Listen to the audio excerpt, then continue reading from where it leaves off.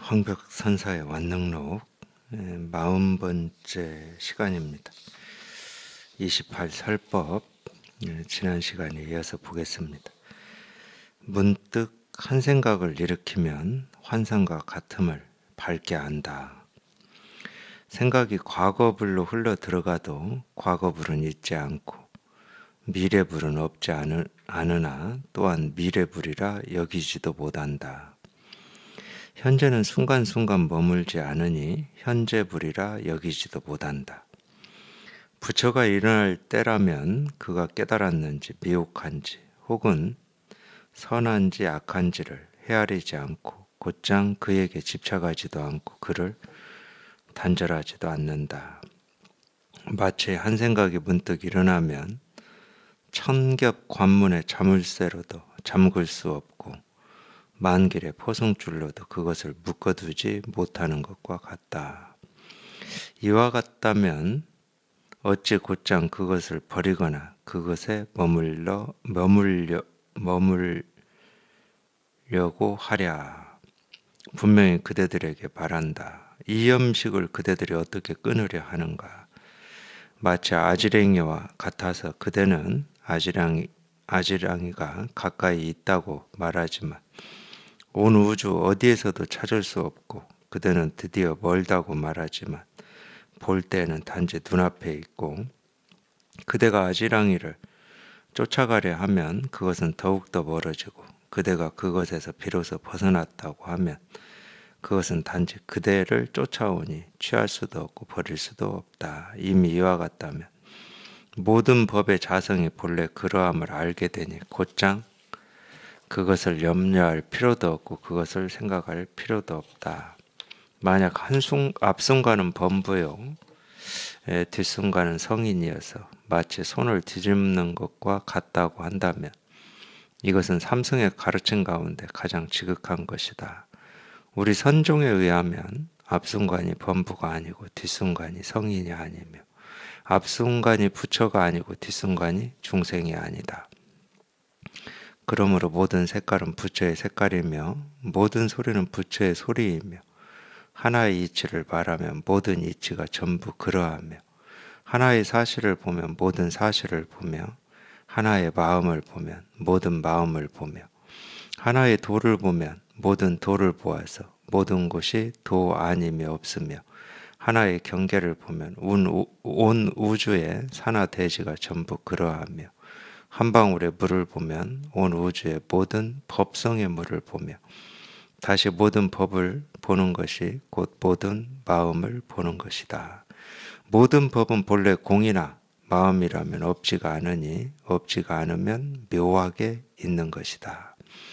있는 것이 또한 있는 것이 아니고 있지 않은 것이 곧 있는 것이니 참된 공이면서도 묘하게 있는 것이다. 이미 이와 같다면 온 우주가 나의 한계 마음에서 벗어나지 않고 헤아릴 수 없이 많은 국토가 나의 한 생각에서 벗어나지 않는다. 여기까지 읽겠습니다. 여기까지 읽고 다시 한번 보겠습니다. 다시 한번 보긴 보는데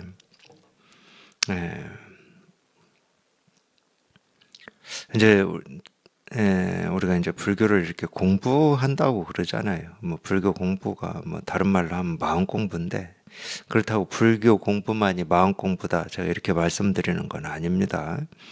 뭐 종교는 다 마음 공부죠.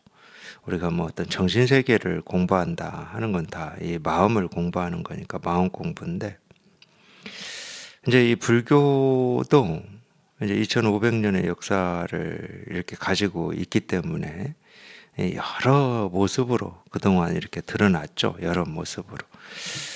근데 이제 제가 어쨌든 이제 이런 불교 공부를 하면서 물론 이제 이런 선의 가르침, 황벽선사도 당나라 때 이 선사이기 때문에 우리가 이 세기로 따지면은 뭐 많아봐야 9세기 사람입니다. 9세기. 그러면 지금으로부터 한 1100년 뭐 이렇게 된 일이니까 1100년 전이다 그러면 굉장히 오래된 거죠. 오래된 거죠. 물론 이제 이 대승경전도 기원전 1세기 때부터 이 대승이라고 하는 가르침이 나왔으니까 거의 한 2000년 된 거죠. 2000년 정도 됐는데 지금 이제 저희가 이제 대승경전 주로 뭐 화엄경이나 법화경이나 열반경이나 또는 그 반야경, 그 다음에 뭐 유마경, 뭐 이런 대승경전의 이 핵심적인 경전들을 이렇게 보면은 뭐 꼭 시간의 차이라고 할 수는 없는데 이 선사들의 이런 어떤 가르침 똑같이 이렇게 말로 돼 있다 하더라도 이 문자로 돼 있다 하더라도 이 선사들의 이 가르침하고 이 대승경전에 들어있는 이 경전에서 이 가르침 이 문자로 돼 있는 거하고 좀 가르치는 게 좀 달라요. 이렇게 보면은 물론 이제 저는 굉장히 선사들의 이 가르침이 훨씬 익숙하죠. 저는 이게 더 익숙합니다. 완능록이나 뭐 임재어록이나 마조, 황벽, 황벽 완능록이고 백장 뭐 이런 가르침이 저는 훨씬 익숙하고 제가 익숙하다는 것은 우리 마음 하나를 이렇게 가르치고 우리가 이 깨달음이라고 하고 실상이라고 하는 이걸 가르치는데 이 경전의 이 가르침에 비해서 훨씬 군더더기가 없습니다. 경전은 이제 말로 이루어져 있기 때문에 굳이 얘기하면 우리가 이렇게 소설을 읽을 때 이 소설은 어떤 이 핵심 메시지를 전하기 위해서 등장하는 인물들도 많이 등장시키고 여러 사건들도 막 이렇게 얽히고 설키게 만들어서 결국은 그 소설에서 가르치고자 하는 핵심 메시지를 그런 식으로 표현하잖아요. 물론 이제 그런 게 어떤 때는 그런 게 훨씬 더 강렬한 메시지로 이렇게 다가올 수도 있죠. 그런 게 제가 그걸 부정하지는 않습니다. 근데 이제 이 선사들의 가르침은 어떻게 되어 있냐면 그 메시지를 전하기 위해서 막 여러 명을 뭐 등장시키고 여러 사건을 얽히고 설키게 이렇게 설명하는 게 아닙니다. 선사들의 이 가르침을 보면은 똑같이 이렇게 말로 했다 하더라도 이 선사들은 길고 짧게를 잘 안 해요. 가능하면은 그 메시지를 그냥 있는 그대로 이렇게 얘기해 버립니다. 있는 그대로. 굳이 얘기하면 도가 뭡니까? 그러면 이 도에 대해서 그냥 있는 그대로 얘기를 해버려요. 물론 이제 선사들이라고 어떤 비유를 안 든다는 말은 아닙니다. 비유를 들긴 들어요.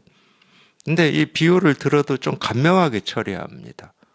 근데 이제 경전은 그럴 수가 없죠. 그건 책이잖아요. 쉽게 말하면 우리가 아까 제가 소설 얘기했지만 소설책이란 말이에요. 그러니까 이 메시지를 전하기 위해서는 그냥 여러 인물이라든지 뭐 사건이라든지 이런 걸 통해서 이렇게 반복적으로 계속 전하는 거죠. 우리가 콩쥐팥쥐만 봐도 그러잖아요. 계속 새 엄마가 괴롭힐 때 뭐 항아리 깨진 데다 물 채우라고 그러고 뭐 도대체 이 사람의 힘으로는 할 수 없는 여러 일들을 계속 이렇게 시키잖아요. 이거 반복적으로 그렇게 얘기를 한단 말이에요. 네, 이 선사들은 그렇게 안 합니다. 그게 이제 선의 특징인데 선이라고 하는 거는 우리 마음을 그냥 곧장 가르쳐 버리는 겁니다. 곧장. 그러니까 이제 저 같은 경우는 훨씬 이제 이쪽이 물론 이제 분별할 때는 당연히 선사들의 가르침은 읽을 것도 없었어요. 읽을 무슨 거리가 있어야 읽죠. 뭔가를 이렇게 그럴듯하게 이렇게 가르쳐주고 비유해주고 설명해주고 분별할 때는 그게 더 편하거든요. 뭔가 있는 것 같아 거기에. 뭔가 조금만 더 읽으면은 어떤 내가 찾고자 하는 이 본질을 그냥 이렇게 적나라하게 이렇게 얘기를 해줄 것 같은 그런 느낌으로 계속 보는 거거든요. 우리 드라마도 그러잖아요. 드라마도 이 선한 사람과 그 선을 방해하는 선하지 못한 사람이 나와가지고 어떻게든 이 주인공인 선한 사람이 이 선하지 못한 사람의 그런 계략이라든지 장애를 다 때려 부숴서 어떤 이 끝을 이렇게 낼 것 같은 이런 기대 때문에 오늘은 끝나나 내일은 끝나나 하면서 보잖아요. 경전은 좀 그런 느낌이 있는 겁니다. 그러니까 이제 우리가 분별로 얻은 이 깨달음이나 실상을 찾을 때는 훨씬 그런 책들이 눈에 이렇게 들어오죠. 선지식들, 아니 선사들의 어떤 이 선어록은 도대체 이건 뭐 무슨 말인지 알아들을 수가 없어요. 분명히 뭐 법을 얘기하는 것 같기는 한데 너무 이제 좀 불친절하게 느껴지죠. 불친절하게. 지하기만 그냥 딱 하고 끝내버리고 내 입장은 하나도 고려하지 않는 것 같은 뭐 이런 느낌이 좀 있죠. 근데 이제 자기 스스로가 이렇게 이 마음을 깨달아서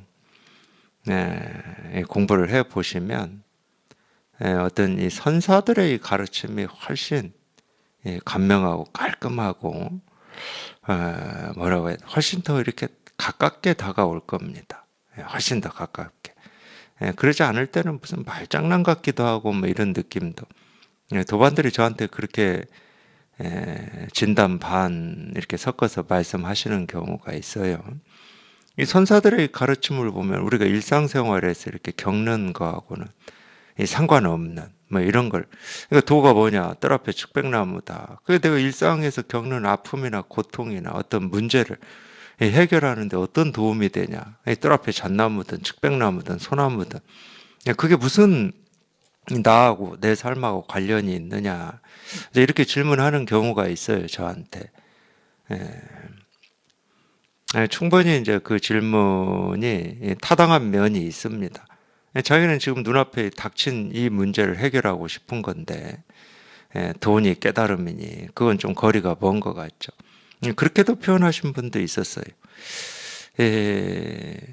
법보다 주먹이 가깝다고. 당장 내 눈앞에 드러나 있는 이 문제 하나 해결했으면 좋겠다. 뭐 이런 식으로.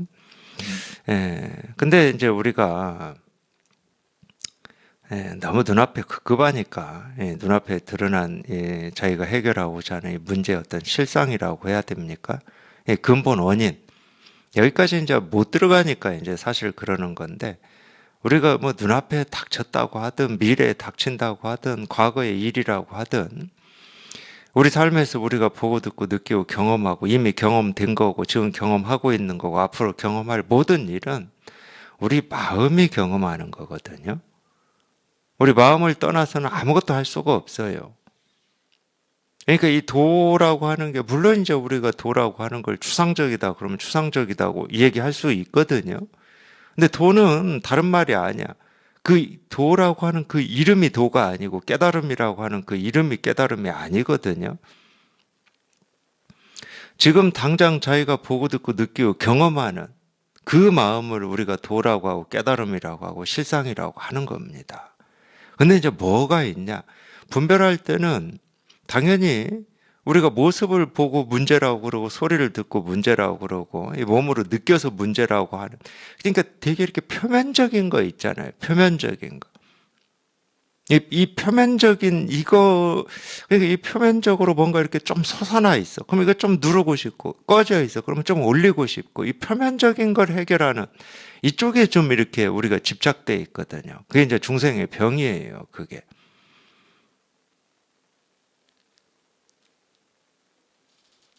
예를 들면 그런 거죠.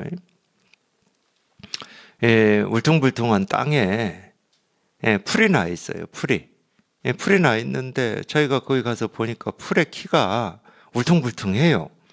그래서 예촉이 가지고 이 풀을 가지런히 깎았다고 쳐요. 가지런히. 울퉁불퉁해. 근데 가지런히 똑같이 깎았어.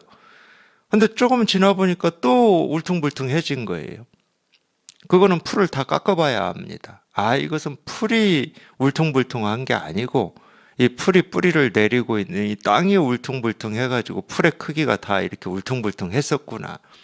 그럼 그건 땅을 반반하게 평평하게 골라야 이 풀의 크기가 가지런해지고 일정해지는데 우리는 풀만 깎으려고 그래요. 그럼 조금 지나면 또 풀이 울퉁불퉁하니까 또 풀만 깎고 뭐 이런 이게 이제 보통 중생심이에요.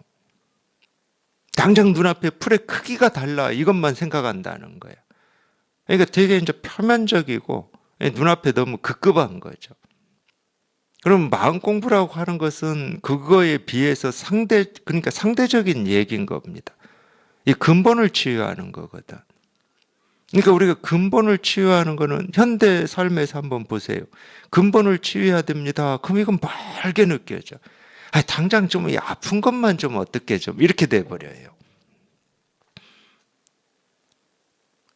근데 당장 아픈 거를 좀 이렇게 치료해 준다고 해서 그 아픔이 다시 안 나오냐? 뭐 이틀 지나면 나와요.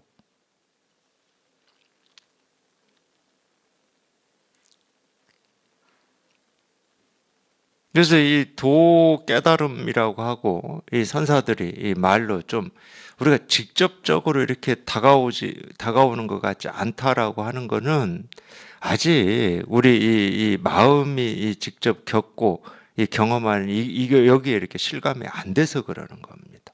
이게 실감이 되면 내가 보고 듣고 느끼고 경험하는 모든 게 경험되었던 거나 아직 경험해야 될 미래의 일이라 한다고 하더라도 전부 그냥 이 마음의 일이에요. 마음의 일. 그래서 이 마음이라고 하는 이거를 우리가 딱 틀어줘야 우리가 이 현실이라고 하는 우리가 보통 이 분별할 때 자기가 직접 보고 듣고 느끼고 경험하는 걸 현실이라고 하거든요. 이 현실이 그냥 가지런해져 버리는 겁니다. 그건 제가 아까 말씀드렸던 대로 울퉁불퉁한 땅을 평평하게 만들면 풀은 손댈 게 없어요. 근본만 분명히 하면 이 말단은 손댈 게 없어. 말단은 저절로 가지런해지는 겁니다. 근데 거기까지 가기가 너무 급해. 예, 뭐 현대인만 그런 건 아닙니다. 예, 과거에 살았던 우리 조상들도 그랬어요. 당장 먹고 살기 급하고 당장 몸의 아픔이라든지 힘겨움에서 벗어나기 급급해가지고 이 근본에까지 좀 이 근본적인 문제를 좀 해결해 봐야 되겠다. 이거는 어떤 역사에서나 좀 이 소수의 사람들의 이 관심거리였습니다. 이제 그게 이제 학문적으로는 우리가 얘기하는 철학이고 뭐 인문학이고 이런 거였죠. 우리가 보통 사상이라고 하는 거는 그래도 우리가 사상이라고 하는 거는 어떤 이 근본이라고 하는 거를 조금이라도 담지 않으면은 이 사상이라고 잘 하기가 힘들었어요. 이 물질 세계, 우리 현상 세계, 이 모습지어진 세계의 어떤 근본, 비록 이 근본을 잘못 짚었다 하더라도 이 물질 세계의 근본이라고 하는 이치도리라고 하는 게 이런 거다라고 하는 이런 게 담겨져 있지 않으면 우리가 사상이라고 잘 안 합니다. 그러니까 이 표면적이고 이 거칠애적인 것만 가지고 우리가 어떤 학문이라고 하기도 좀 어렵죠, 그거는.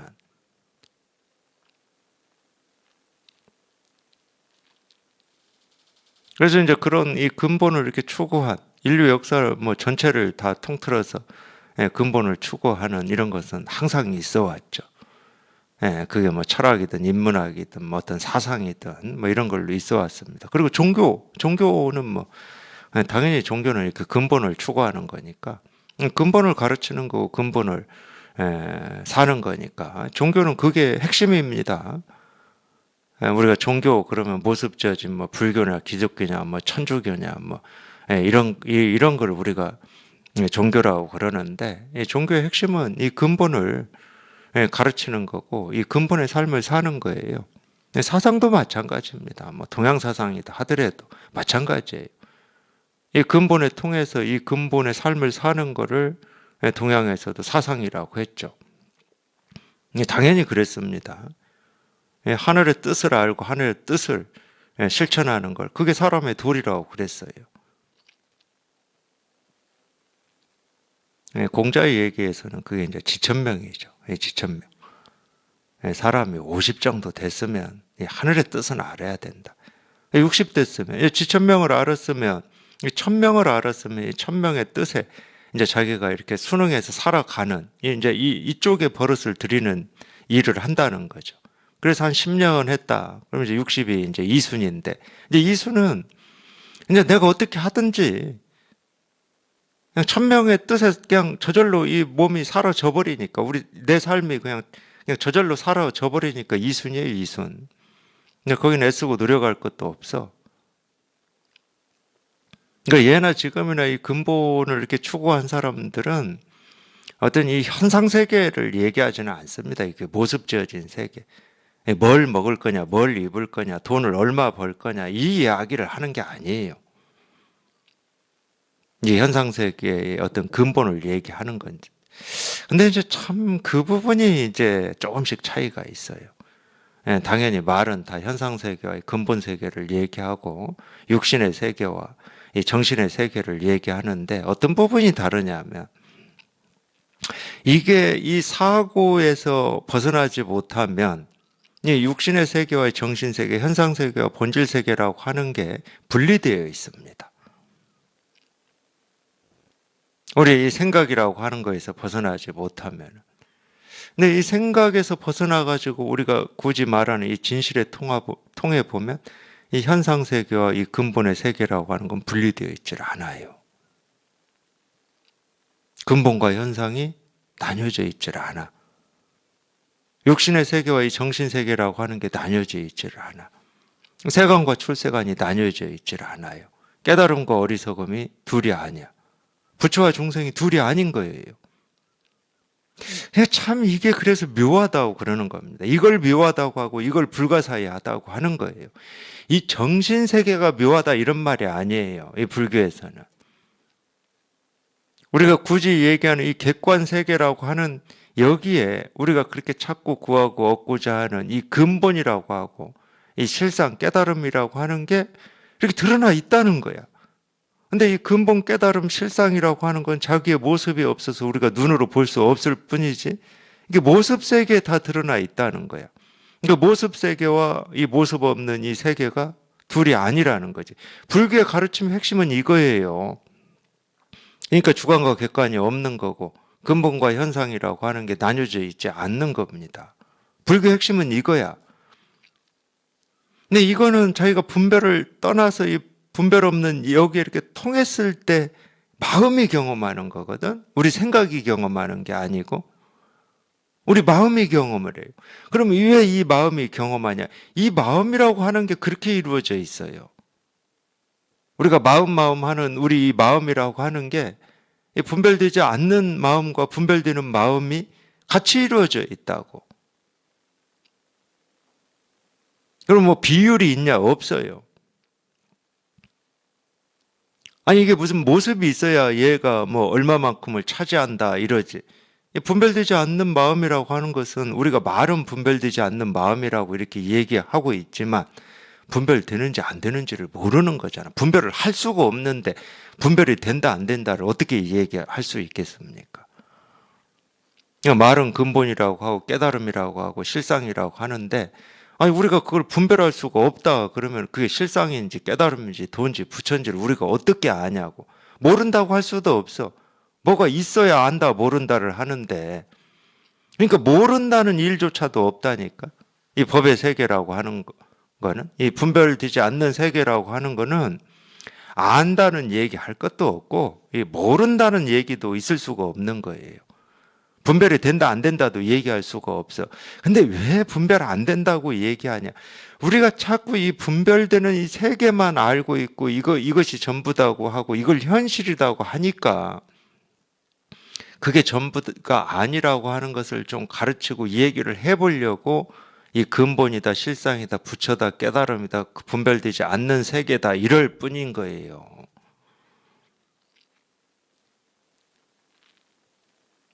그러니까 분별의 세계에 살다가 분별되는 이 자기 의식 생각이죠.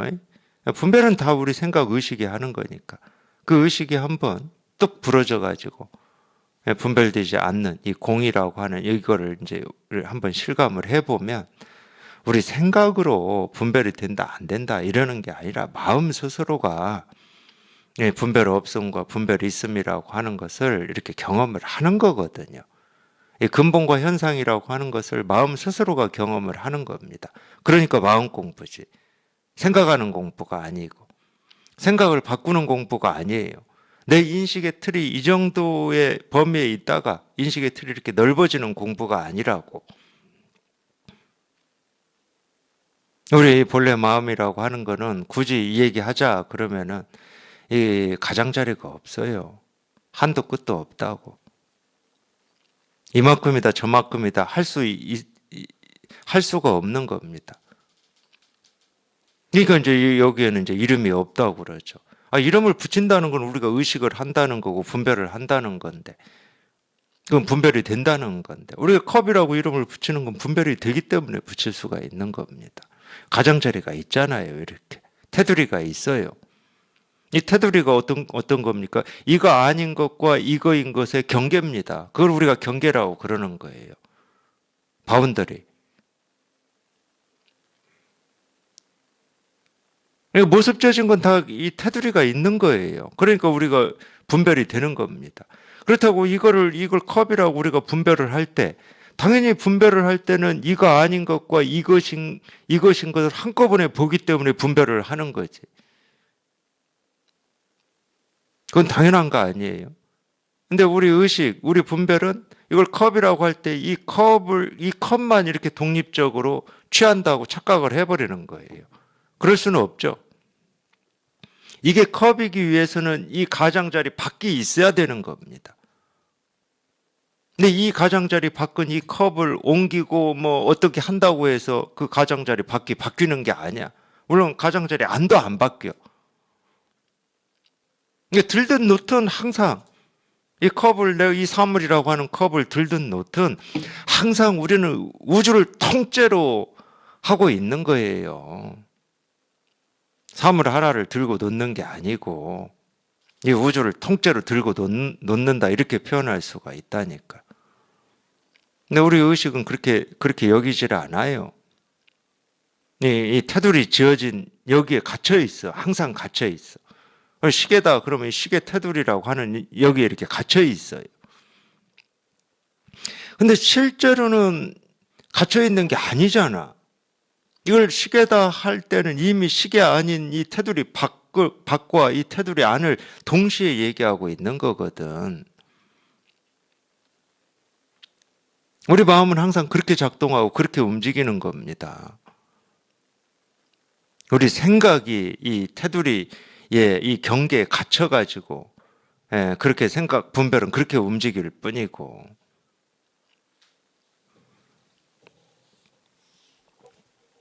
내 생각이라고 하는 것도 똑같습니다. 근데 알고 보면 우리가 이 컵이라고 이렇게 생각을 한다고 쳐요. 어떤 대상이 있어야 우리가 생각을 하죠. 근데 컵이라는 생각을 하는 그 생각조차도, 컵이라는 그 생각조차도 자기 머리는 이 컵이라는 이 테두리 이 모습만 그리고 있겠지만 그 모습을 그리기 위해서는 그 아닌 것이 같이 있어야 되잖아. 그러니까 생각도 똑같은 거예요. 아무리 뭐 우리가 구체적인 생각을 하고 추상적인 생각을 하고 좋은 생각을 하고 나쁜 생각을 한다 하더라도 그 생각 하나하나가 우주를 통째로 딱 이렇게 드러내서 얘기하고 있는 거지.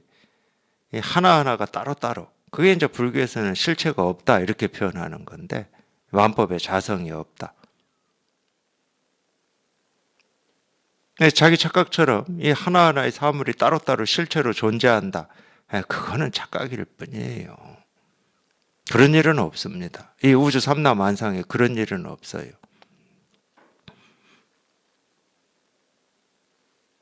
티끌 하나 움직인다. 그 우주가 통째로 움직이는 거예요. 손가락 하나 든다. 우주가 통째로 들리는 겁니다. 그래서 우주가 어디에 있습니까? 그러면 손가락 하나에 있다고 그러는 거예요. 여기 있어요. 그러니까 이걸 깨달아 봐야 되는 거야. 이거를. 그러려면 그 분별이 사라져야지. 이건 손가락이라고 하는 하나의 모습이다라고 하는 그 분별이 사라져야 이 손가락 하나에 온 우주가 이렇게 다 드러나 있음이 실감이 되고 공감이 되는 거예요. 그러니까 돈은 이거 아닐 수가 없어. 깨달으면 이거 아닐 수가 없고 부처는 이거 아닐 수가 없어요.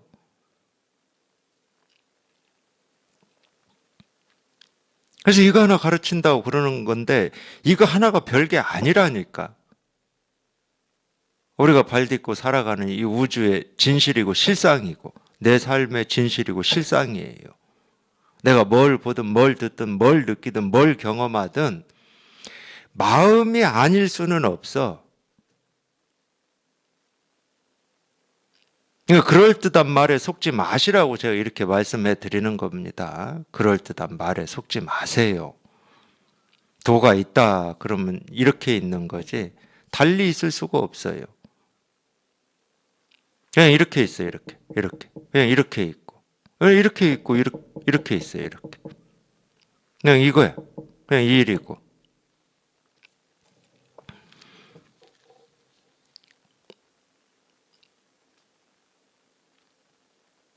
그런 착각만 하지 않으면 자기의 한 생각도 그냥 이 진실이야. 이 진실에서 벗어날 수가 없어. 그냥 통째로야, 통째로. 그러니까 참 우리가 이 분별이라고 하는 게 우리의 유일한 번뇌라고 해야 됩니까? 이 삶의 유일한 장애다 이렇게 얘기할 수가 있는데 왜 그 유일한 장애냐? 우리는 누구나 태어나서 지금까지 살고 있는 누구나 다 이 통째로인 삶을 살고 있거든요. 통째로인 삶. 근데 이 분별이라고 하는 게 뭐냐? 내 삶 중에서 옳은 게 있고 그른 게 있고 좀 그럴듯한 게 있고 그럴듯하지 못한 게 있고 좀 누추한 게 있고 좀 자랑스러운 게 있고 영광이 있고 굴욕이 있고 실망스러운 게 있고 좀 기쁜 게 있고 자기 스스로가 자기 삶을 그렇게 찢어놔 버리는 거예요. 그래서 하나를 취하고 하나를 버리려고 그래. 그러니까 선사들이 그런 말 했는지는 모르겠어요. 기억이 안 나. 제 말로 하자 그럼 무슨 얘기냐? 자기 하나의 몸뚱아리를 반으로 갈라가지고 오른쪽은 취하고 왼쪽은 버리려고 하는 거하고 뭐가 다르냐고. 이 몸뚱아리가 통째로이지 않은 적이 한 번이라도 있습니까? 뭐 손가락이 저 혼자 움직이고 발가락이 저 혼자 움직이고 뭐 눈이 저 혼자 이래 본 적이 있어요?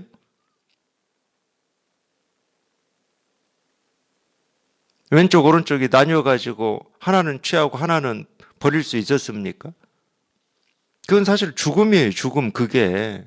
그러니까 우리 분별은 죽음이거든. 뭘 고정시켜 놔 버리는 거예요. 고정시킬 수 없는 걸 고정시켜 놔. 그냥 이렇게 살아 있으면 되는 건데 이렇게 살아서 이렇게 움직이는데 마음은 또 우리 몸처럼 이렇게 살아 움직이는 거거든. 근데 이 마음이라고 하는 걸 이건 옳은 거고 이건 그런 거다. 이건 좋은 거고 이건 싫은 거다. 이건 부처고 이건 중생이다고 딱 고정시켜 놓아 버리니까 마음이 딱딱하게 굳어버리는 거죠. 그러니까 우리 삶에서 유일하게 이 번뇌를 일으키는 것은 이 분별밖에 없어요. 우리 삶의 고통은 이 분별입니다. 분별. 석가모니 부처님이 깨닫고 이 사성제라고 얘기했죠. 고진멸도다고. 인생은 고다. 그럴 때 왜 인생을 고다고 그랬겠습니까? 그렇게 분별밖에 못하니까. 그게 유일한 고야. 분별해가지고 그걸 다 차곡차곡 쌓아놨어요. 덩어리로 쌓아놨어. 그걸 집이라고 그래요. 그렇게 쌓여진 그 집, 이 분별이 사라지는 거. 그걸 멸이라고 그러는 겁니다. 그 사라지는 길이 도예요. 그러니까 유일한 해결책이에요. 유일한 해결책. 그리고 유일한 장애물이고 유일한 이 번뇌 씨앗은 우리 분별밖에 없어. 분별 아니면 우리는 삶에 대해서 고민할 것도 없고 삶이 뭐냐, 의미가 뭐냐, 가치가 뭐냐, 어떻게 살아야 되냐 그런 거 없어요. 분별하니까 그러는 거지. 그게 사라질 수 없는 거. 그걸 도라고 그러는 거예요. 그걸 해탈이라고 그러고 열반이라고. 사라져서 없어져 버렸으니까. 정멸이라고 하지, 열반. 근데 우리는 이 삶의 어떤 이 고통이나 어려움이나 힘겨움의 원인을 자꾸 엉뚱한 데서 찾습니다. 이런 이유, 저런 이유 때문이다. 엉뚱한 데서 찾아요. 그러니까 그 고가 끊어질 날이 없는 거지. 항상 문제가 닥치는 거예요. 자기 스스로가 자초하고 있는 건데 지금 이 문제 하나 해결하기도 바빠서 나는 정신이 없습니다. 이런다니까. 자기 스스로 그 문제를 자초해가지고 끊어짐 없이 문제를 다가오게 만들면서 이건 옛날 선사가 말씀하신 거예요. 스스로 관역을 세워가지고 화살을 불러일으킨다. 이런 표현을 쓰셨거든. 자기가 관역을 세웠으니까 화살이 끊임없이 관역을 향해서 날아가는 거지. 그럼 불교나 이 깨달음은 뭐냐? 관역을 그냥 없애버리는 거예요. 관역을 없애버리는데 어떤 화살이 날아오겠습니까? 날아와도 맞질 않아. 관역이 없기 때문에. 그게 정멸이에요. 정멸, 해탈.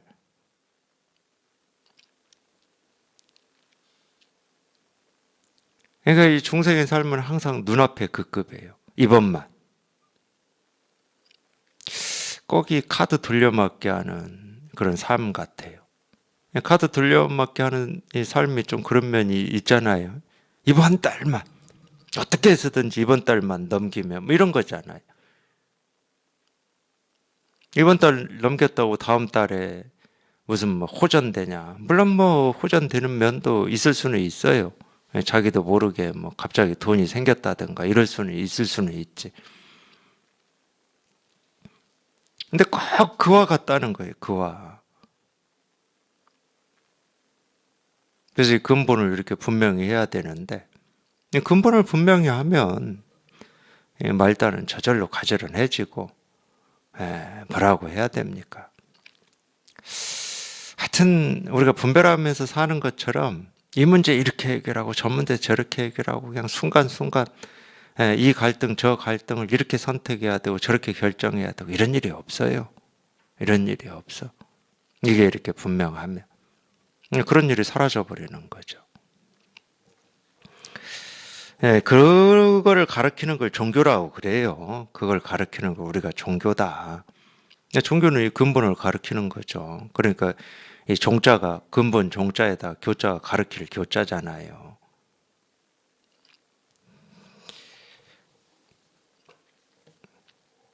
너무 눈앞에 일이 급급하면 또 이런 공부를 못 합니다. 급급한 일만 계속 해결하기 위해서 발버둥 치니라고 마음의 여유가 없어요. 그런 분들은 마음의 여유가 없어. 이제 그러다가 이제 문득 한순간에 돌이켜지는 때가 있습니다. 그렇게 살다가 자기도 모르게 한때 이렇게 딱 돌이켜지는 때가 있어요. 이제 그런 기회가 있고 그런 인연이 있으면 참 복 받은 거죠. 그 복을 받았으면 마음 공부를 해서 근본을 해결을 해야 됩니다. 문득 한 생각을 일으키면 환상과 같음을 밝게 안다. 생각이 과거불로 흘러 들어가도 과거불은 있지 않고 미래불은 없지 않으나 또한 미래불이라 여기지도 않는다. 현재는 순간순간 머물지 않으니 현재불이라 여기지도 못한다. 이 이야기를 이 금강경식으로 얘기하면 무슨 얘기냐면 과거의 마음도 얻을 수 없고 미래의 마음도 얻을 수 없고 현재의 마음도 얻을 수 없다. 이 말이에요. 이 이야기를 금강경식으로 얘기를 하면은 그러니까 우리가 이제 이거를 또 다르게도 얘기할 수 있습니다. 이제 이렇게 얘기하는 건 조금 이해되는 면이 있긴 있어요. 우리가 아무리 과거를 얘기한다고 해서 과거가 있는 건 아니잖아요. 그러니까 이제 참 이런 얘기는 그래서 별로 해드리고 싶지가 않아요. 왜냐하면 좀 이해되는 면이 있거든. 진짜 그러네 이렇게. 그게 이해된다고 해서 우리가 자기 이 본래 마음을 이렇게 깨닫는 거냐? 더 못 깨닫죠. 이해되면 못 깨닫죠. 그 이해에 또 매여 있어 버리니까. 그래서 과거는 있는 거냐 없는 거냐 여기에서 이 취사 선택이 되면 안 되는 겁니다. 과거는 있는 것도 아니고 없는 것도 아닌 게 돼야 돼요. 있다 없다를 떠나버려야 됩니다. 그리고 결국은 이 마음 공부라고 하는 건 있다 없다를 떠나버리는 거거든. 있다 없다를 떠나야 있다에도 자유롭고 없다에도 자유로워요. 또 다른 식으로 얘기하면 이 마음 공부라고 하는 것은 부처와 중생을 떠나야 됩니다. 깨달음과 어리석음을 떠나야 돼요. 부처와 중생을 떠나야 우리가 부처에도 자유롭고 중생에도 자유로운 거예요. 깨달음과 어리석음을 떠나야 깨달음에도 자유롭고 어리석음에도 자유로운 겁니다. 이 법 안에서만 자유로워 가지고는 깨달음이라고 할 수가 없고 이 중생의 세계에서만 자유롭다. 이것도 깨달음이라고 할 수가 없어요. 왜? 우리 마음은 어느 한쪽에 치우쳐 있는 게 아니니까. 우리 본래 마음이라고 하는 게.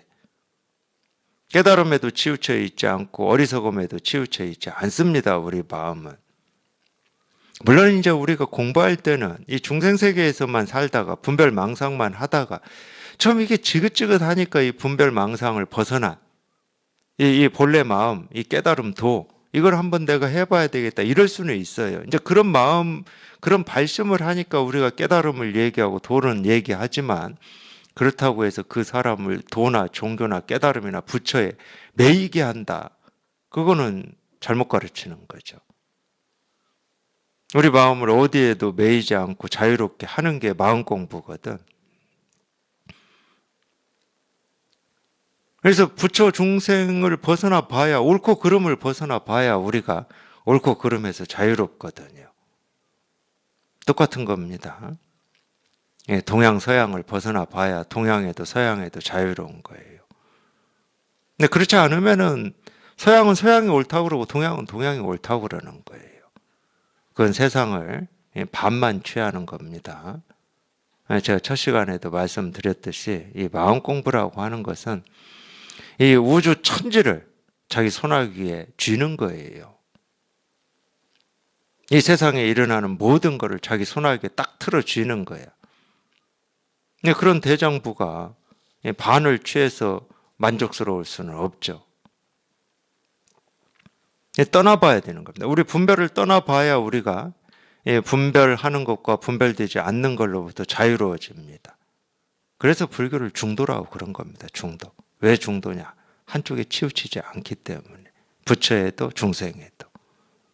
그러니까 중생에 치우치지 않는다는 말은 우리가 그냥 들으면 그렇지 않아도 이 중생으로 산 이 세월이 이 억울하고 안타까워 죽겠는데 왜 내가 거기에 발을 들여? 이러니까 뭐 그건 들으면 바로 이렇게 공감이 되는데 부처에도 치우치지 않아야 된다. 그러면 좀 이거는 조금 이 공감이 덜할 수는 있어요.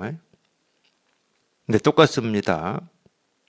우리가 이 어리석음에 매여 있는 거나 지혜로움에 매여 있는 거나 매여 있는 건 똑같아요. 감옥살이가 똑같다는 거예요.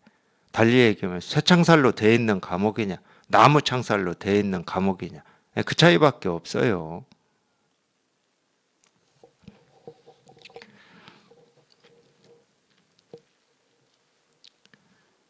부처가 일어날 때라면 그가 깨달았는지 미혹한지 혹은 선한지 악한지를 헤아리지 않고 곧장 그에게 집착하지도 않고 그를 단절하지도 않는다.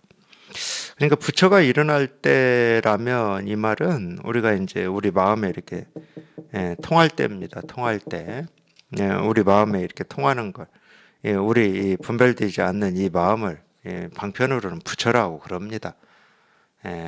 물론 이제 이 부처라는 말이 우리가 이제 분별 세계에서는 이 깨달은 사람을 얘기하죠. 분별 세계에서는 깨달은 사람. 근데 이 법에서는 우리 마음의 세계에서는 부처가 자기 스스로예요. 왜냐하면 우리는 날 때부터 이 깨달은 마음을 다 갖추고 태어나거든요. 그러니까 부처는 밖에 있는 게 아닙니다. 분별의 세계에서는 당연히 이 깨달음과 어리석음이라고 하는 게 다르죠. 분별의 세계에서는 달라요. 그러니까 잘 들으셔야 돼. 달라서 다른 게 아니야. 모든 사람이 다 이 깨달은 마음을 갖추고 태어나서 쓰고 있는데 자기 스스로가 이 깨달은 마음을 확인해 보지 못하고 중생 노릇을 하고 있으니까 제가 다르다고 그러는 겁니다. 중생 노릇을 하고 있는 사람은 이 자기의 마음이 본래 깨달은 마음이라고 하는 이 부처라고 하는 걸 한번 확인을 해봐야 돼요. 그걸 우리가 이 진실에 통한다고 그러고 이걸 체험한다고 그러는 겁니다. 그런 면에서는 우리가 같다고 할 수는 없어요. 다 부처이긴 맞아. 부처 아닌 사람이 없거든. 근데 부처가 중생 노릇하고 있는데 어떻게 합니까? 중생 노릇하고 있는 동안에는 자기 스스로가 부처로 태어나서 부처로 살고 있다는 걸 꿈에도 상상도 못하고 있는 건데 자기는 실제로 그러고 있어. 그러니까 물고기가 물을 찾아야 되겠다 이런 마음하고 똑같아. 물을 찾아야 되겠다 할 때는 그 물고기는 지금 자기가 물속에 살고 있다는 걸 상상도 못하고 있는 거예요. 자기 머리를 찾아야 되겠다 하는 사람은 자기 머리가 자기 지금 몸에 이렇게 붙어 있다는 거를 상상도 못해. 어디 뭐 잃어버린 것 같고, 없는 것 같고, 있어도 좀 부족한 것 같고, 완전하지 않은 것 같고, 뭐 이런 느낌이에요. 그게 우리 분별심이거든, 중생심. 뭔가가 다가 아닌 것 같은 이 느낌이 있어요, 우리 분별은. 분별은 당연히 그럴 수밖에 없지. 하나를 취하고 하나를 버리는 게 분별이니까. 다가 아니지. 근데 진실은 다 아닌 적이 없다는 거지. 어느 누구도 자기 삶에서 통째로인 삶이 아닌 적이 없습니다. 진실의 삶이 아닌 적이 없고 온전한 삶이 아닌 적이 없어요. 그럼에도 불구하고 자기 스스로 이 자기 삶을 어떤 상대로 객관화를 시켜가지고 자기가 이렇게 분석하고 칼질을 하는 거예요. 우리 영화 찍을 때 이 찍어가지고 필름을 이렇게 자르고 입고 뭐 한다고 그러잖아요. 자기 삶도 그렇게 영화 만들듯이 그렇게 하고 있는 거예요. 그래서 아름다운 장면만, 내가 좋아하는 장면만 이어붙여서 상영되기를 바라는 그런 어리석은 짓을 하고 있는 겁니다. 우리 삶은 영화가 아닙니다. 그냥 매 순간순간 통째로인 경험들이에요. 매 순간순간. 그러니까 취할 것도 없고 버릴 것도 없어요. 평가할 게 없다니까. 우리 삶은 평가할 게 없어. 평가하려는 이 노력, 그 에너지, 그 힘씀으로 자기 본래 마음을 깨달아야 돼요. 그러니까 오늘도 내 삶을 반성하려고 하는 그 힘으로 우리 본래 마음을 깨달아야 돼.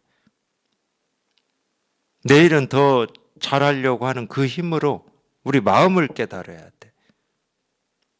마음을 깨달으면 그런 일이 없어요.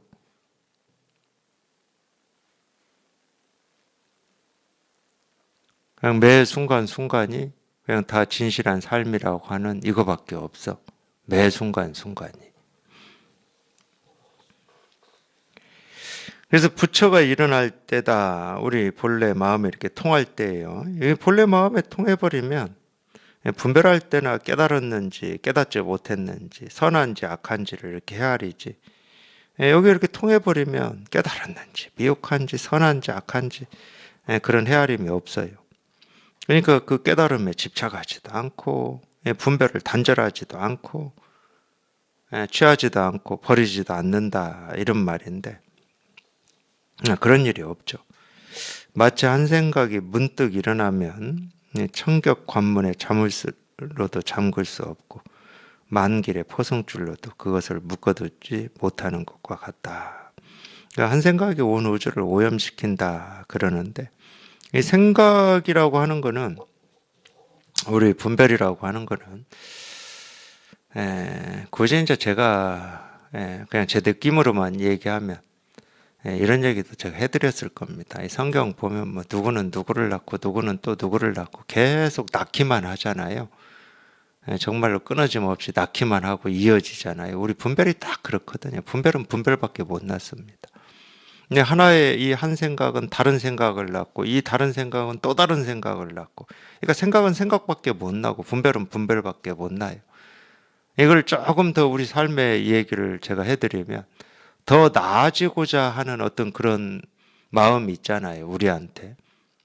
자기 삶에서 더 나아지고자 하는 그런 마음, 그런 생각, 그런 의지, 뜻은 또 다른 더 나아지고자 하는 모습을 낳을 뿐이지 절대 거기에는 자유와 행복과 평화를 낳을 수가 없습니다. 소는 소를 낳지 소가 사람을 낳을 수는 없어요. 오로지 이 진실 깨달음이라고 하는 것만 깨달음을 낳아요. 분별은 분별밖에 못 낳습니다. 그래서 분별이 끊어져야 된다고 그러는 거예요. 깨달음은 깨달음밖에 못 낳아요. 깨달음은 분별을 못 낳습니다. 분별을 낳을 수가 없어요. 그러니까 이거 하나만 이렇게 분명하면은 그냥 이 진실만 쉼 없이 끊어짐 없이 이어지는 거예요. 이 세상이, 내 삶이 통째로. 근데 분별은 그렇지가 않아요. 분별밖에 못 낳기 때문에 계속 세상도 나뉘어지고 내 삶도 나뉘어지는 거예요. 근데 결국은 우리가 분별하냐? 이 분별에서 벗어나느냐. 그게 마음 공부예요. 분별에서 벗어나는 것은 분별심이 한번 뚝 부러지는 겁니다. 그래서 한 생각이 일어나면 온 우주, 우리는 이 하나에만 이름을 붙였다고 착각할 수 있지만 이름 하나 붙이면 온 우주에 이름을 다 붙인 겁니다. 참 그게 참 희한하더라고요. 이건 저희가 여기 통하고 나면 다 경험해요. 내가 언제 이 겨우 밤하늘에만 그 멀리서 반짝이는 저 별 하나에다도 이름을 다 붙이고 살았는지 자기로도 이해가 안 돼요.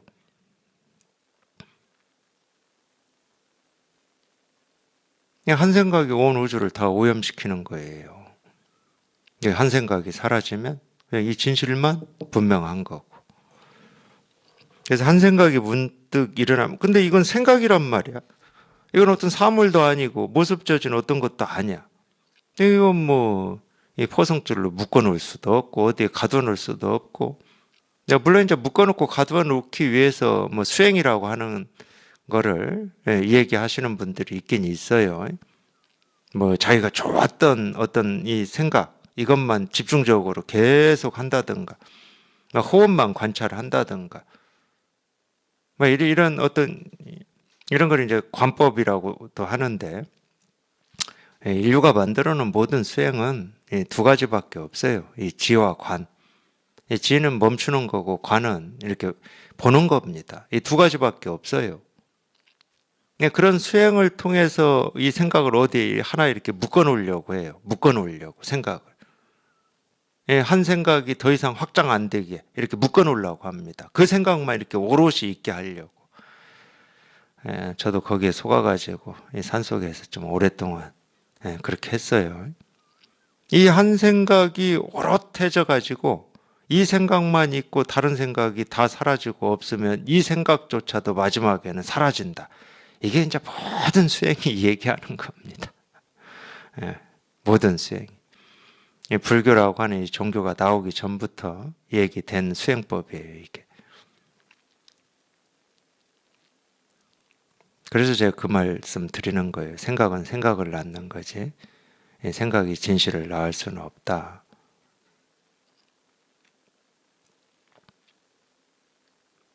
생각을 붙들고 씨름해봐야 생각밖에 못 낳습니다. 그냥 이거는 자기도 모르게 분별이 한번 뚝 부러져야 돼요. 내가 분별을 부러뜨려야 돼야 되겠다. 이 생각이 오롯해진다고 해서 분별이 부러지는 게 아니라니까. 분별을 부러뜨려야 되겠다 하는 것도 분별이고 생각이기 때문에 생각이 계속 이어질 수밖에 없는 거예요. 그러니까 불가사의한 체험이라고 그러는 겁니다. 어떤 방법이나 어떤 경로를 통해서 이루어진다. 그럼 불가사의한 게 아니지. 어떤 방법도 없고 어떤 경로도 없어. 그냥 자기가 이 진실에 한번 이렇게 통해 보겠다라고 하는 그런 어떤 절실한 마음으로 가르치는 거를 그냥 귀 기울여서 듣는 거. 그러다 보면 자기도 모르는 사이에 한번 문득 하고 분별이 뚝 부러져서 여기에 이렇게 통하는 때가 있어요. 여기에 통하는 때가. 그러니까 그건 자물쇠로 잠글 수도 없는 거고 이 만길의 포성줄로도 그것을 묶어두지 못하는 것과 같다. 자물쇠로 잠글 수 있고 포성줄로 묶을 수 있고 다른 어떤 걸로 그거를 우리가 어찌할 수 있었다 그러면 예를 들면은 황제라든지 임금 왕은 왕조 시대 때 이 왕이라고 하는 것은 그 땅과 그 땅에 사는 백성들이 다 자기 겁니다. 그게 왕의 개념이에요. 다 자기 재산이에요. 그러니까 백성들에 대한 생사 여탈권도 왕한테 있는 거고 그 재산에 대한 행사도 왕한테 있는 겁니다. 그러니까 이전에 신하들이 공을 세우면 왕한테 그 재산을 왕이 너 이 땅 가져 이랬잖아요. 그런 얘기 있잖아요. 큰 공을 세운 이 장군한테 네가 하루 동안 말 타고 돌아다닐 수 있는 면적은 네 땅이야 이런 얘기 있잖아요. 그렇게 줄 수 있는 건 그 땅이 다 왕 거기 때문에 그런 겁니다. 그런 이 권력과 유세, 힘이 있는 이 황제나 왕이 그걸 막을 수 있는 게 이 세상에 있다. 그럼 못 막겠습니까? 결국은 이 세상의 모든 권력을 다 가지고 있는 그 왕도 이 마음의 분별, 이 고통, 힘겨움, 이 번뇌, 이거에서는 자유롭지를 못했습니다. 그건 어떤 세상 일로 되는 게 아니니까. 그러니까 이 석가모니 부처님 이 출가와 이 깨달은 이 인연을 얘기할 때 그분을 왕자로 만든 이유가 있어요. 저는 그 양반이 왕자인지 아닌지 제가 어떻게 알겠습니까? 그리고 그걸 객관적으로 역사적으로 왕자였다 아니었다를 이렇게 밝히는 거 중요하지도 않아요. 근데 그거 밝힌다고 우리 마음의 분별이 사라지고 번뇌가 사라지는 게 아니죠. 근데 왕자로 이 설정을 그게 가짜다 그러면 설정을 한 거는 이 세상의 모든 이 물질적인 거든 이 편안함이든 이건 다 지니고 있다 이거예요. 한 인간이 이 세상에 태어나서 누릴 수 있는 모든 물질적인 거를 다 가지고 있다 이 말이야. 근데 그 읽어보면 그래요. 그러니까 이 왕자였을 때 그 왕궁에 있는 이 고타마 시타르타죠. 이 양반이 하여튼 그렇게 나와요 거기에는. 그 양반이 출가하고 깨달은 인연 이렇게 쓰여 있는 거 보면은 아니 세상 일에 즐거움을 안 가지는 거예요. 그러니까 어떻게 했습니까? 밤마다 연회를 베풀었어요. 이 세상에서 가장 귀하다는 음식, 맛있다는 음식을 차리고 그것만으로도 안 되니까 무의들 있잖아요. 무의들 수백 명이 춤추고 어쩌고 해가지고 이렇게 즐겁게 만들려고. 그러니까 우리가 쉽게 얘기하는 돈과 권력과 여자와 이걸 다 가지고 있다는 거지. 그러니까 한 인간이 세상에 태어나서 누릴 수 있는 이 최대치를 다 가지고 있다 하더라도 우리 이 마음의 문제, 이 번뇌로부터 자유롭지는 못하다. 그걸 얘기해 주고 싶었던 것 같아요. 제가 볼 때는. 그런 일은 최고다고 할 수는 없지만은, 삼성이라고 하는 회사를 만들었던 이병철 회장 질문에서도 그런 게 저는 느껴졌어요. 제가 그때 그게 꽤 오래된 일일 겁니다. 제가 20대 초반 아니면 중반 때 그 글을 읽었던 것 같은데 기억은 확실하지 않아요. 어느 신부님한테 자기가 죽기 전에 그때 몇 가지인가 하여튼 정확히 기억은 안 나는데 저는 그 글을 이렇게 읽고 저기 깜짝 놀랐거든요. 제가 20대 청년일 때였을 것 같아. 깜짝 놀랐어요. 이 세상에 저희 클 때는 정말로 이렇게 농담 반 진담 반으로 돈 그러면 이병철이었거든요. 그래서 심지어 성도 돈병철이라고 그랬어요. 저희 클 때 그랬어요. 저희 클 때. 중학교 이럴 때 그랬던 것 같아요. 그러니까 우리나라에서 최고 돈 많은 사람은 무조건 이병철이었어요. 돈이 많다는 건 단지 돈만 얘기하는 거겠습니까? 돈에는 힘이 있거든요. 그걸 세라고 그래요. 세. 힘. 권력. 이게 다 힘이 들어가잖아요. 그걸 세라고 그러거든요. 근데 그분의 질문이 다 이런 거였거든. 우리가 이 마음 공부 하면서 느끼는 딱 그거예요, 질문이. 제가 그걸 다 기억을 지금 못해요, 오래돼가지고. 근데 딱 그거야.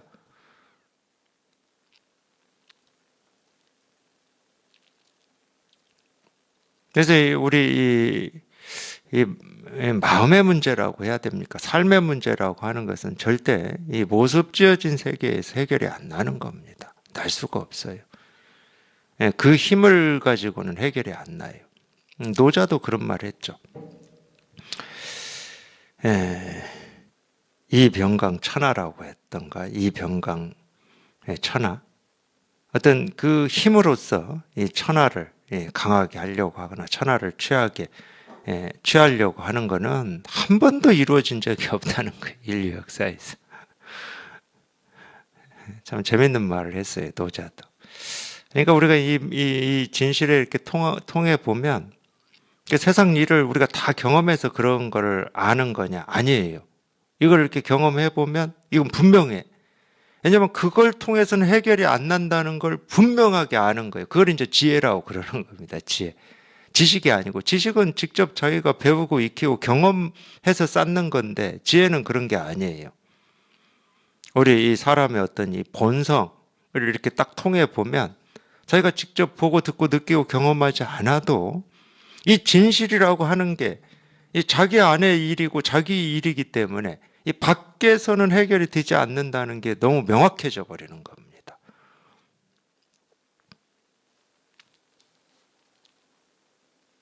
그래서 네가 다 삶을 경험했냐? 이렇게 묻는 것 자체가 어리석은 거예요.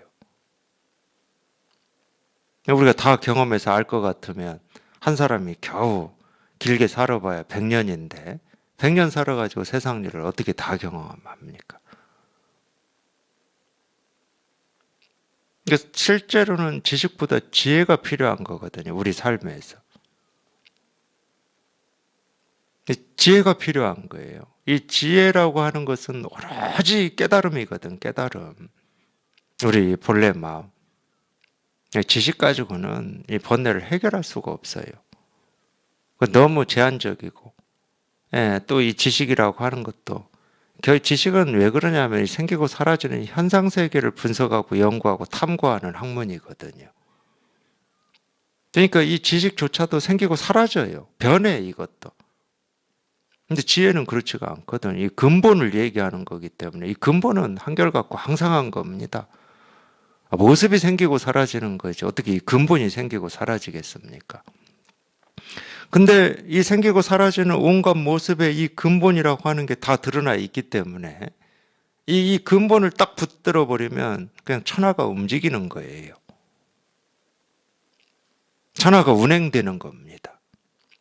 그러니까 우리 삶이 그냥 저절로 운행이 되는 거예요.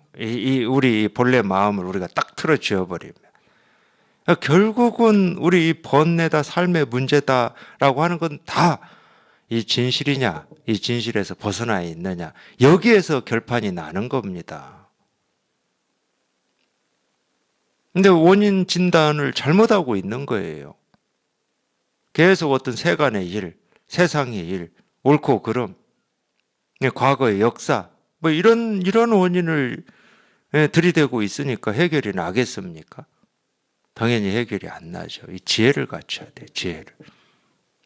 이 지혜는 이 세상을 밝게 하는 겁니다. 분명하게 하는 거예요. 내 삶을 밝게 하는 거예요. 어두운 곳 없이 두루 다 비춰버리는 거예요. 이 지혜는. 그러니까 이제 이 부처님의 지혜에 대해서 경전에서도 그렇게 표현하는 거죠. 온 우주를 두루 밝힌다. 이런 표현을 그래서 하는 겁니다. 이건 온 우주를 밝힐 때는 과거, 현재, 미래를 구분하지 않습니다. 과거든 현재든 미래든 그냥 통째로 밝혀버려요. 한 자리에서 다 밝혀버려요. 그냥 과거를 가지 않아도 됩니다. 미래로 가지 않아도 돼요. 현재에 머물지 않아도 돼. 밝힐 때는 과거, 현재, 미래를 그냥 통째로 밝혀버리기 때문에 굳이 오고 갈 일이 없어요. 그건 우리가 이 분별하는 사람들이나 그냥 서울 오고 가고 어쩌고 이러면서 내가 직접 봤니 못 봤니 진실이니 진실이 아니니 옳으니 그러니 따지고 논쟁하고 그러는 거지. 불교에서 그런 거는 희론이라고 그래, 희론. 이게 이렇게 분명하다 그러면 오고 갈 필요가 없어요. 뭐 지구를 벗어나서 뭐 달나라를 가봐야 되고 화성을 가봐야 될 일 없어. 그러고 보니까 이런 얘기하니까 도덕경에 또 나오죠. 도인은 문 밖에 나가지 않고 세상을 다 안다고 그래. 도인은. 이 말이에요, 이 말. 그냥 앉은 자리에서 온 우주가 이렇게 밝은 거예요. 그냥 앉은 자리에서. 그게 우리가 마음이라고 하고 도라고 하고 깨달음이라고 하고 실상이라고 하는 겁니다. 그러니까 어떤 면에서는 뭐 이런 말도 불필요한데 제가 사람으로 태어나서 우리가 가장 해볼 만한 일이다 하는 건 저는 이 공부라고 봅니다. 사람으로 태어나서 가장 해볼 만한 공부는 이 공부다. 제가 볼 때는 그래요. 제가 이 공부를 해서 이렇게 살아보니까 이만한 공부가 세상에서는 없어요. 자기 마음을 밝히는 거고 세상을 밝히는 공부니까. 이런 공부를 하여튼 이 기록으로나 인류 역사에서 처음으로 깨달아서 이런 길을 열어준 석가모니 부처님의 은혜가 그러니까 대단한 거죠. 그러니까 인류의 스승이라고 그러는 겁니다. 그분은 뭐 별거 한 거 없는데 인류의 스승이 됐어요. 이거 하나 밝혔다고.